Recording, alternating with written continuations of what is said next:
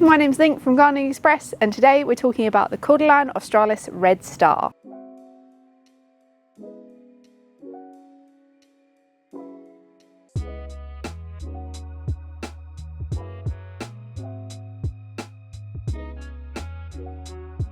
Cordyline Red Star is an evergreen plant with long, sword-like leaves in a deep burgundy red, making it a fantastic plant for all-round dramatic colour. Now, the best time to plant is in spring and early summer in well-drained soil.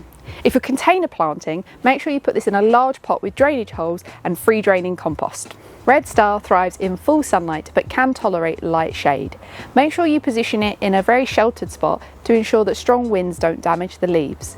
This plant is perfect for borders, gravel gardens and modern patio pots. Water regularly during dry spells, especially if in a pot, and make sure you feed it in spring to keep its foliage luscious. In colder climates, it's important to keep these frost-free, so you can either cover these in fleeces or, if it's in a pot, move it to a frost-free location. It's important to prune off the dead leaves to keep everything nice and neat too.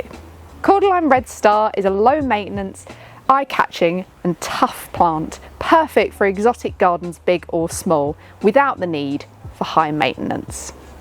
If you've enjoyed this video, don't forget to like and subscribe to our channel, or you can check out our Knowledge Hub for helpful tips and tricks on how to keep your garden looking great.